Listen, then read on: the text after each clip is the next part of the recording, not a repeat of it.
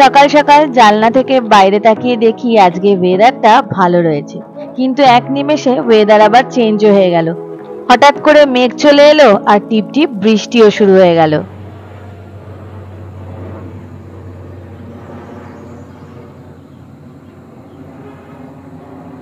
এখন বাজে 9টা, আমরা স্নান সেরে নিয়েছি, বাদবাকি সবাই এখন রেডি হচ্ছে যদিও।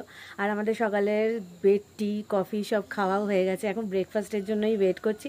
ব্রেকফাস্ট খাবো, খেয়ে নিয়ে বেরিয়ে যাব।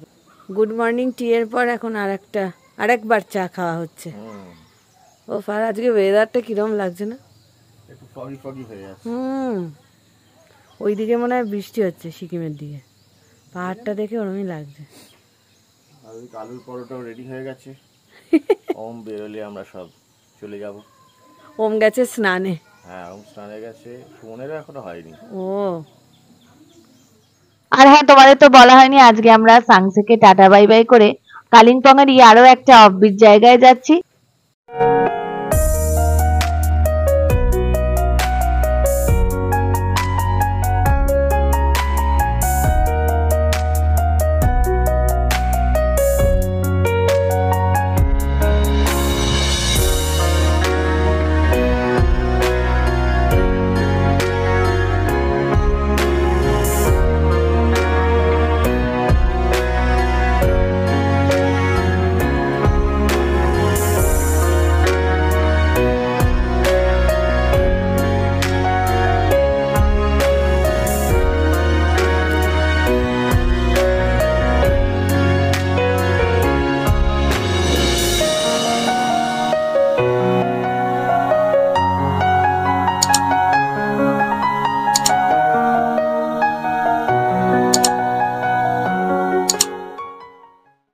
আর এই যে আমাদের ব্রেকফাস্ট রেডি, আলুর পরোটা, আচার, তাড়াতাড়ি করে খেয়ে নি।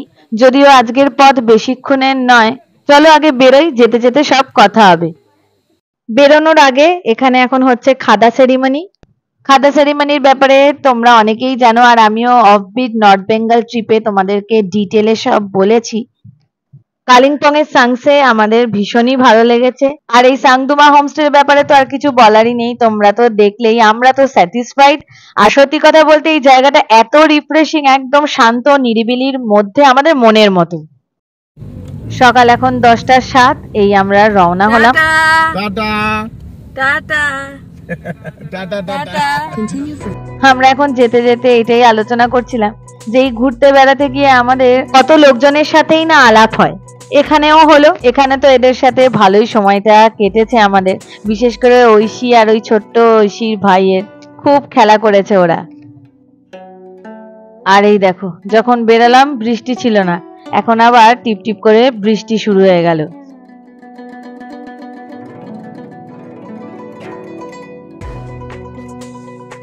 সাংসে থেকে আমরা চলে আসলাম এখন ভানুমার্গে।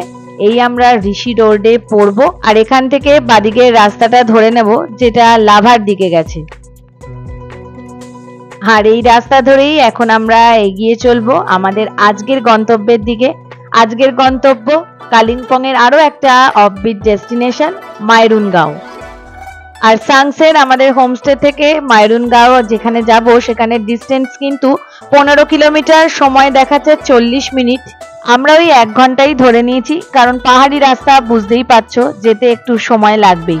তার উপরে যত সামনের দিকে এগোচ্ছি বৃষ্টিটা একটু একটু করে বাড়ছে। বৃষ্টি তো পড়ছিলই, কিন্তু এখন আবার দেখছি রাস্তা আস্তে আস্তে মেঘে ঢেকে যাচ্ছে।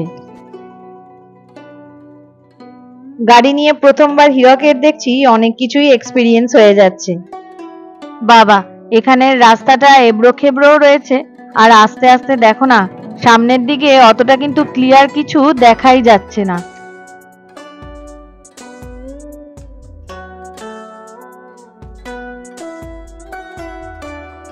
এই অবস্থায় হীরক বলছে গাড়ি চালানো ঠিক হবে না, তাই আমরা ভাবছি কোথাও একটু দাঁড়িয়ে যাব, কিন্তু কোথায় গাড়ি রাখবো সামনের দিকে যা অবস্থা বুঝতে পারছি না। খুব দূর থেকে আবছাই দেখতে পেলাম যেখানে একটা দোকান রয়েছে আর সামনে একটু চওড়া রাস্তা রয়েছে, তো ভাবছি এখানেই গাড়িটা দাঁড় করাই। এমন কুয়াশা, মানে একটু দূরেও দেখা যাচ্ছে না। ওই জন্য একটা জায়গায় একটু দাঁড়ালাম, একটু কুয়াশাটা কাটুক, বৃষ্টিটা হয়ে তারপরে আবার চালাবো। একদমই দেখা যাচ্ছে না, একদমই। তাও যে এতটা রাস্তা এলাম, মানে কোনো মতে আন্দাজে এলাম আর কি। তাও সামনে গাড়িটা ছিল, তাও ভাবলাম বেশি রিস্ক নিয়ে লাভ নেই বাবা, একটু দাঁড়িয়ে যাই, একটু হালকা হোক, তারপরে আবার বেরোবো। আবার এখানে আবার মেঘও ডাকছে, আর বৃষ্টিটা একদম মানে টিপ টিপ টিপ টিপ করে হচ্ছে, মানে একবারে হয়ে গেলে শান্তি, সেটা হচ্ছে না। আর প্রচুর গাড়িও ঢুকছে, টুরিস্ট ভাবে যে আসছে, সত্যি পুরো ধোঁয়া, কিচ্ছু দেখা যাচ্ছে। এবারে ট্রিপটা আমাদের বৃষ্টি বৃষ্টি করেই কেটে যাচ্ছে। দেখতে গেলে বৃষ্টি কিন্তু পাহাড়ে একটু লেট করেই ঢোকে, কিন্তু এবার দেখছি খুব তাড়াতাড়ি ঢুকে পড়েছে। অন্যান্য জায়গার কথা বলছি না, মে মাসে যতবার নর্থ বেঙ্গল বা সিকিমে এসেছি এরকম বৃষ্টি কিন্তু পাইনি। আর এখানে দাঁড়িয়েছি আমরা একটা দোকানের সামনে, আর দোকান দেখতে পেয়েই সুমন আর ঐশী চলে এসেছে। ওদের আর গ্রসারি শপিং শেষ হয় না, আর এইসব টুকটাক খাবার দাবার কিনেছে সন্ধেবেলার জন্য। তবে হ্যাঁ, আমিও এখান থেকে এই দুটো 5 স্টার নিলাম আমার আর ওমের জন্য। আর এখানে মনে হচ্ছে একটু একটু ওয়েদারটা ক্লিয়ার হচ্ছে, কিন্তু এখন এই অবস্থায় বেরোবো না, আর একটু ক্লিয়ার হোক তবেই বেরোবো।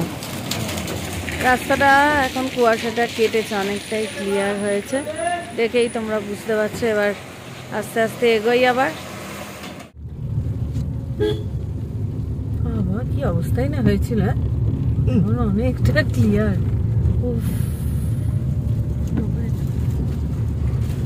এখন এরম রাস্তা বললো কত 3-4 কিলোমিটার থাকবে, 2-3 কিলোমিটার। এই আমরা এখন পৌঁছালাম আলগাড়াতে। এই আলগাড়া হয়ে মাইরুনগাঁও যেতে হবে, এটা আলগাড়া মার্কেট। সাংসে যাওয়ার সময় এই রাস্তাটা দিয়েই গেছি, তখনও হালকা বৃষ্টি পেয়েছি, আজকেও পেলাম। ভেবেছিলাম তো একটু আলগাড়া মার্কেটটা ঘুরে দেখবো, সেটা আর হলো না।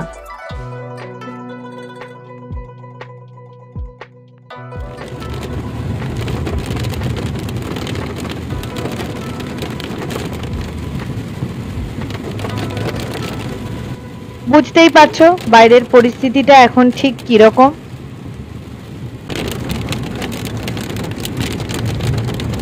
এই বৃষ্টি মাথায় নিয়েই আমরা আজকে আমাদের গন্তব্যের দিকে এগিয়ে চললাম। আর আমরা যে মাইরুনগাঁওতে হোমস্টেতে থাকবো সেখানে পৌঁছতে আর 11 মিনিট সময় লাগবে। মনে হয় সোজা রাস্তাটা লাভার দিকে চলে, হ্যাঁ ওটা লাভার দিকে চলে, আমরা বাদিকে চলে। আলগাড়া থেকে একটু এগিয়ে ঋষি রোড ছেড়ে আমরা এখন পেডং এর রাস্তা ধরলাম। আর এই পেডং এর রাস্তা ধরে আর একটু এগিয়ে আমরা এবার নিলাম ডান দিকের রাস্তা। আর এখান থেকেই কিন্তু আমাদের অফ রোড জার্নি শুরু মাইরুন ফরেস্টের মধ্যে দিয়ে।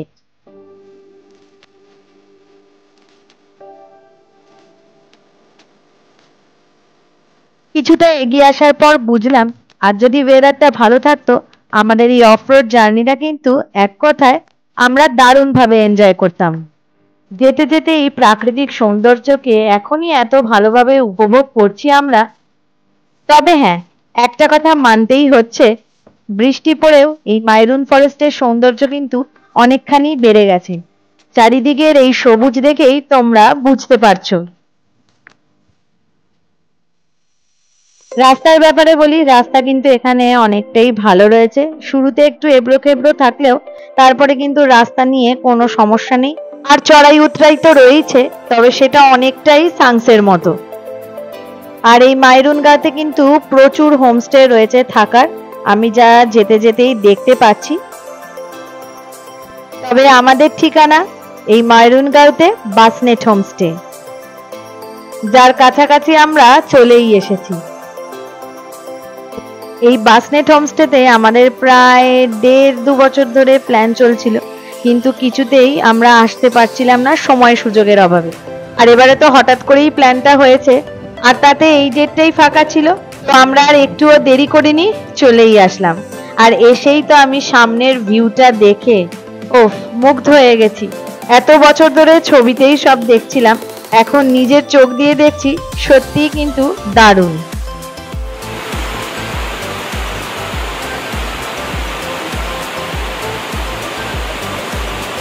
এখন বাজে বেলা 11:35। দেখে কেউ বলবে?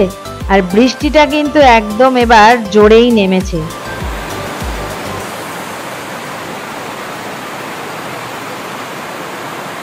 আমরা কিন্তু অনেকক্ষণই চলে এসেছি এখানে, আর জায়গাটা অসাধারণ, একদম জঙ্গলের মধ্যে। বৃষ্টিটা কমলে আমি চারিদিকটা তোমাদের ঘুরিয়ে দেখাবো। আমি এক ঝলকই তোমাদের একটু দেখালাম সামনের ভিউটা, খুব ভালো লাগছে এখানে এসে। আর এখানে যে রয়েছে না অভিজিৎটা, অনেক দিন ধরে আমাদেরকে বলেছিল আসার জন্য, আমরাও অনেক দিন ধরে ভেবেছিলাম এখানে আসবো, আসাই হয়নি। তো ফাইনালি আমরা চলে আসলাম, আর খুব ভালো জায়গাটা। আমরা যে আসলাম ও পুরো জঙ্গলের মধ্যে দিয়ে। এখন আমরা রুমে যাইনি, ওখানেই আমরা সবাই গল্প করছিলাম, তাই। আর বৃষ্টিটাও জোরে নেমেছে একদম। এখন আমরা যখন আসলাম তখন পড়ছিল, তারপরে আবার কমে গেছিলো। আমি দেখলাম আকাশটাও ক্লিয়ার হয়ে গেছে, আমি বললাম যাক গিয়ে ভালোই হয়েছে। কিন্তু এখন আবার জোরে নেমেছে। আর ঐশীর তো বৃষ্টি ভালো লাগে পাহাড়ে, আমি কিন্তু এবারেই জানতে পারলাম আজকে গিয়ে যে ঐশীর পাহাড়ে বৃষ্টি নাকি খুবই ভালো লাগে।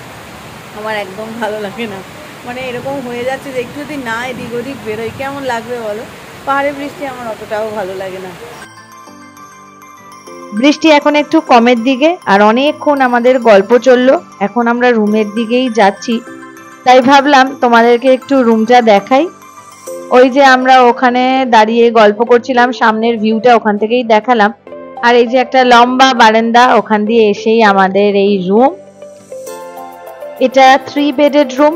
রুমটা কিন্তু ভীষণই বড় আর খুবই পরিষ্কার পরিচ্ছন্ন। তবে এখানে 4 জনও থাকা যায়। তো এখানে 2টো বেড রয়েছে, মাঝে একটা টেবিল রয়েছে, যা দেখে আমার ভীষণই ভালো লাগলো। বেতের রয়েছে, এগুলো তো এখন আর দেখাই যায় না অত। আর সব রুমে কিন্তু সাবান শ্যাম্পুর সাথে সাথে মিনারেল ওয়াটারও প্রোভাইড করা হয়েছে। আর রুমে ঢুকেই মানে খাটের অপোজিট সাইডে এই জায়গাটা দেখো, এটা একটা বসার জায়গা। রুমের মধ্যে এই বসার জায়গাটা কিন্তু আমার সব থেকে বেস্ট লেগেছে। আর এদিকে রয়েছে ওয়াশরুম ওয়েস্টার্ন স্টাইল। এখানে গিজার রয়েছে, বেসিন রয়েছে, আর ওয়াশরুমটা বেশ পরিষ্কার পরিচ্ছন্ন আর মোটামুটি বড়। আর ওয়াশরুম থেকে বেরিয়ে সোজা এগোলেই এই বারান্দা, আর তার সামনে হচ্ছে এই ভিউ।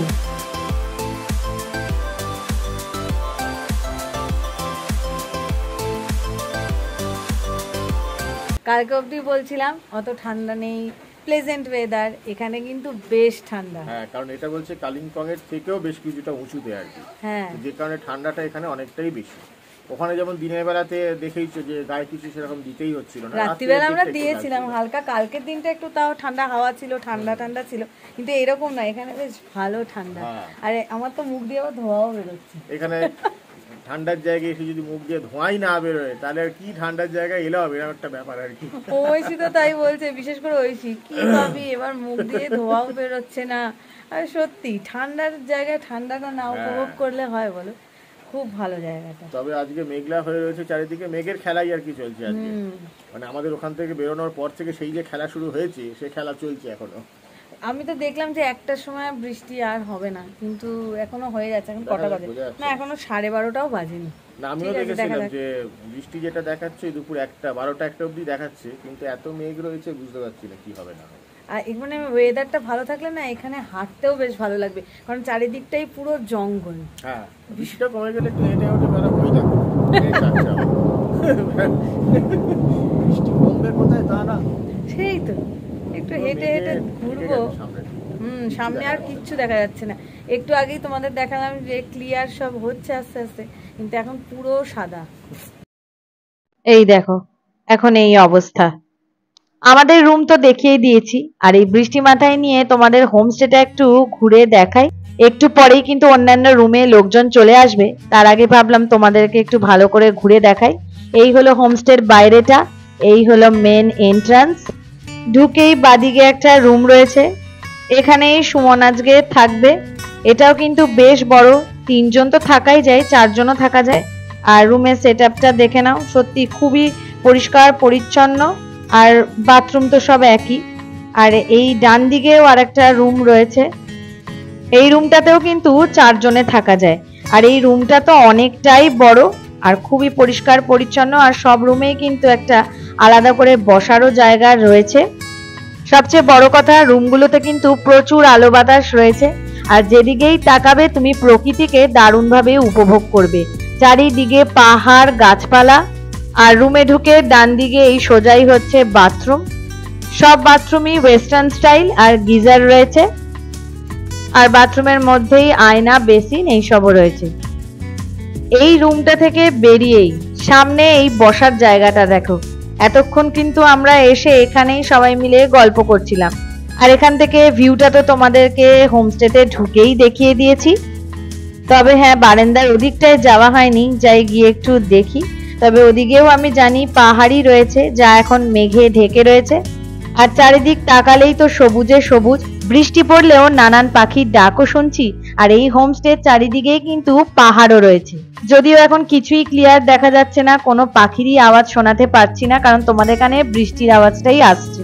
আর এখান থেকে ওই দেখো আমাদের রুম দেখা যাচ্ছে। আর আমাদের রুমের পাশেও আর একটা রুম রয়েছে, কিন্তু ওখানে লোক আছে, সেটা দেখাতে পাচ্ছি না। ওই রুমের সেটআপটাও কিন্তু বেশ ভালো।